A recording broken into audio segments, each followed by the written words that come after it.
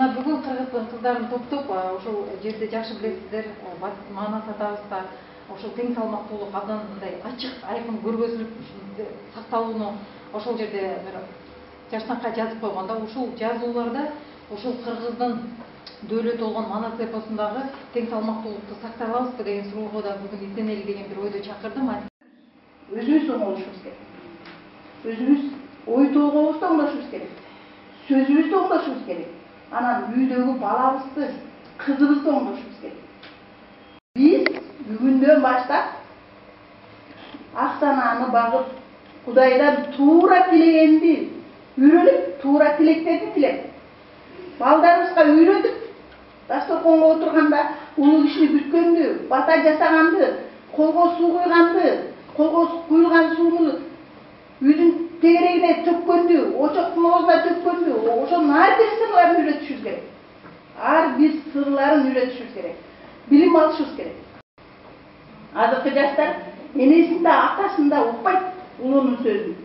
Алардын көз карашы башка. Биздин көз караш башка. Биз улууну урматтап, кичүүнү сыйлап, кайненени багы сыйлаганды, кайнатаны сыйлаганды, күйөөнү сыйлаганды үйрөнгөнбүз. Азыркыларга алам тегиз, антип айтсам, дейт. Ошон үчүн биз ошолорго жетишибиз керек. Ошолордун себебин табышыбыз керек. Ошолор бизди сыйлап, бизди уккандай деңгээлге жетишибиз керек. Мен ушуга чакырып кетем, урматтуу айымдар. Ошол үчүн тең салмактуулукту аялдар бузуп атат деп мен силерге айтып атам. Жаман көрбөгүлө, жабыкты жаман көрбөгүлө.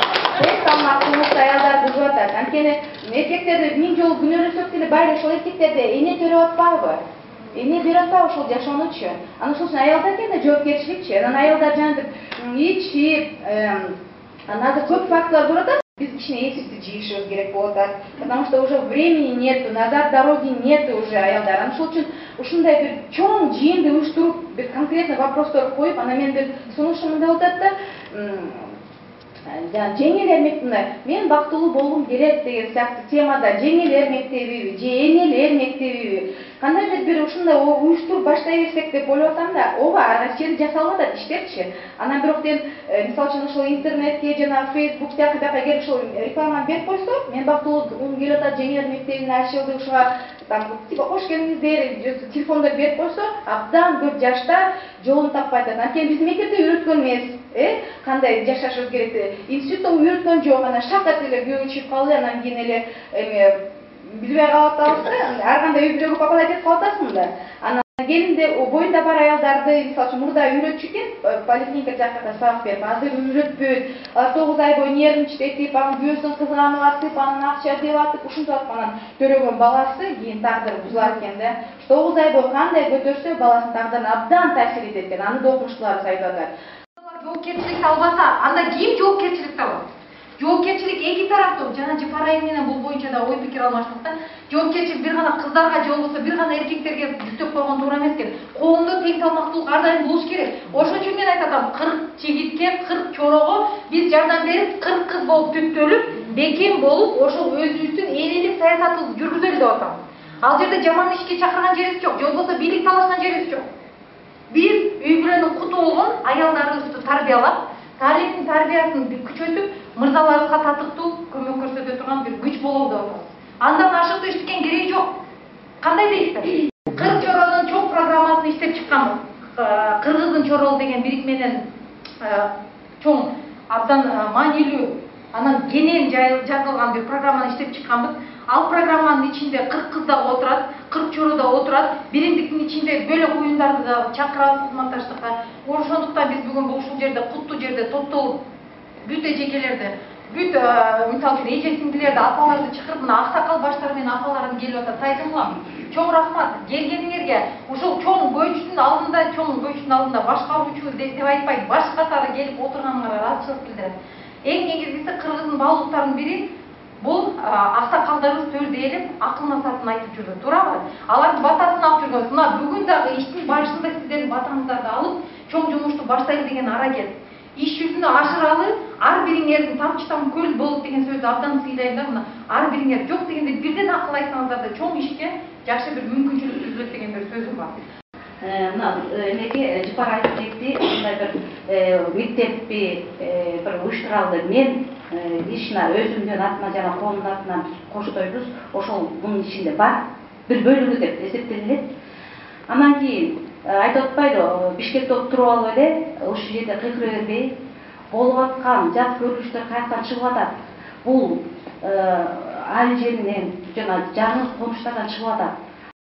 Ортосун ачып, энелердин акылын, толуктугу менен кыздарга туура тарбия бериш керек. Бериш керек. Энелер өздөрүнүн балдарына кайгы тартуулабай, орус тилинде эмес, кыргыз тилинде окутуп, кыргыз тилинде тарбия берип, кыргыз болуш керек.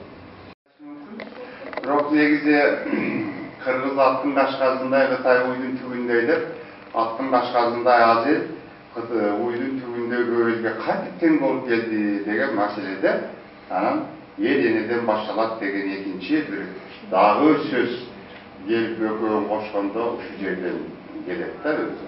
Анан кыргыз мындай макалдарды көп эле айткан, кыз келиндин кадыр-бартын көтөргөн, аялдын ордун белгилеген, аял үйдүн куту дейт, аял очоктун ээси дейт, эркек үйдүн куту деп айтпайт, эркек үйдүн түркүгү дейт, түндүктү көтөрүп турган тирөөч. Үйдүн ичиндеги касиет, үйдүн ичиндеги жылуулук, үйдүн ичиндеги бир кичинекей чакан өлкөнүн өнүгүп атышы бул энеге байланыштуу нерсе да. Мындай алганда түпкү бир эски философиядан алсак, эркек жөн эле бир конок болуп эле кирип кетип эле жүргөн жаныбар өзү негизи. Негизи эл энеден деп мына мисалы бүт байыркы элдердин келип чыгышын карасаңар энеден башталат. Атасы ким экени деле көп учурда айтылбайт. Энеден бир эне калат, жесир аял 3 баланы өстүрөт, же болбосо 10 баланы өстүрөт, анан эле дүркүрөп эле анан өзүнчө бир эл журт болуп эле ушинтип кетет. Мына мисалы үчүн 40 кыз жөнүндөгү маселе. 40 деген сан 2 маани берет. Бул биринчиси 40 деген санды берет. Экинчиси гурп деп байыркы тарих тилинде айтылганда бөрү деген берет. Мына ушул жерде биздин кыргызга байланыштуу маселе бар. Аны мен өзүм бир түрк санжырасы менен кыргыз санжырасын салыштырып изилдегенде атайын бир ошо киргизген, бул бир топ журналдарга жарыяланган, түрк тилине дагы которулуп жарыяланган. Ошол жерде түрктөр өздөрү дагы таң калышты. Түрк деген сөздүн маанисин ушул убакка чейин алар бекем, күчтүү деп чечмелеп келатышат дүйнөлүк тарыхта. Түрк деген сөз карышкыр деген маани берет деп мен аны кыргыздын өзүнүн сөзүнөн алып чыктым. Мисалы, карышкырдын баласын кыргыз бөлтүрүк дейт. Бул бала түрк деген сөз, бала карышкыр деген, бала бөрү дегенди билдирет. Иштейли кыздар, отурабызбы? Бул жерде ар бир боореки дүйнөдөгү эң атактуу аталарыбыздын артында, Манас атабыздын артында ошондон да күчтүү энелер турган. Ошондон да күчтүү энелер турган. Иса пайгамбардын артында Мариям эне турган. Себеби энелер жаратат дүйнөнү. Биз аракет кылбасак, биз монтип шалаакылык кылсак, бизге эчтеке кылып бербейт. Кыргыздар ылдый эле кетип баратабыз. Өйдө кетпей эле, чындыгы.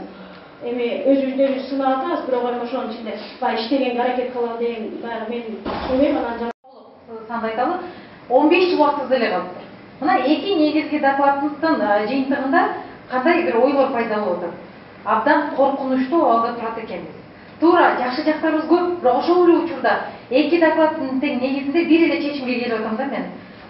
Кыргыз мамлекетиндеги кыргыз элинин түпкү туруктуу идеологиясы жок болгондугуна байланыштуу биз батыштын баалуулуктарын кабыл алып ошолорду сиңирип, ошолорду иштетип пайдаланганыбызга байланыштуу бүгүн биз улуттук жана үй бүлөлүк баалуулуктарды жоготкондун кесепети мына ушул да.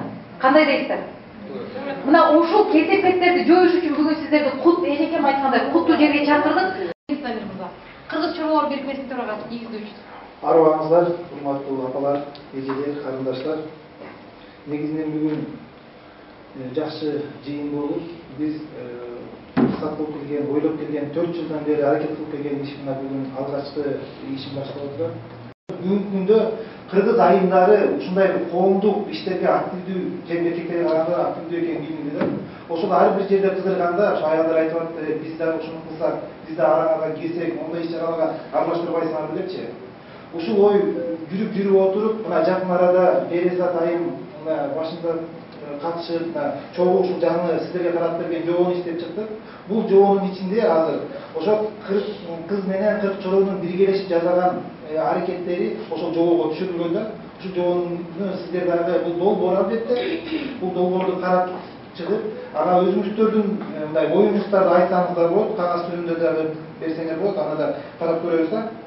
Мисал айтайын, Манас атабыз 40 чороосу менен чоң казакка аттанганда, ошол жерде бир чоң ой ошол жерде бар да. Канекей апабыз ар бир чороого ошонун кийген кийимин ырастап, ошонун жана азык-түлүгүн баардыгын кандап берип атпайбы? Ал ошон үчүн Манас атабыз өзүнүн чороолору менен күчтүү болуп атат, ошон үчүн Манас атабыз жеңип атат да. А бүгүн биз дагы ошондой нерсеге суу салып атабыз.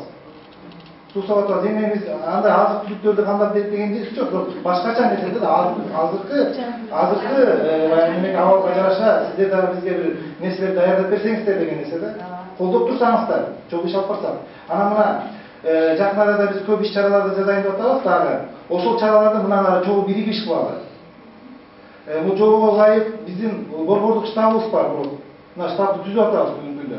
Ошол штабка ушул жерден өзүңүздөр шайлаңыздар, 4-5 кызды иштей турган апалар келиңиздер.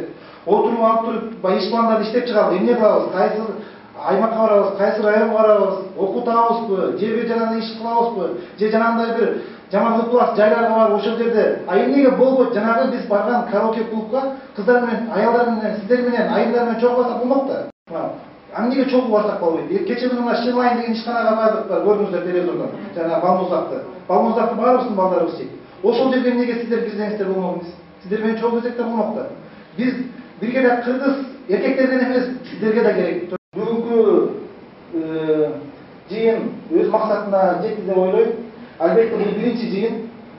Мындан кийин тез ушундай жыйындарды өткүзүп, талкууларды уюштуруп, анан жанагындай иш-чараларды алдыга жылдыруу максатында биргелешип иш алып барабыз. Рахмат. Жети дуанга жетсе экен деп тилек кылам. Бирдики миңдики түмөнгө кетсе экен деп тилек кылам. Анда эмесе баарыбыздын ишибизге ийгилик болуп, баарыбыздын жан дүйнөбүз нурга толуп, ак болуп, каалайт. Улуу жолдо, улуу тилекте, ак батада кыргыздын улуулугун даңктап, мактап, Айкөл Манас атабыздын урпагы экенибизге сыйынып жүрө берелик. Амин.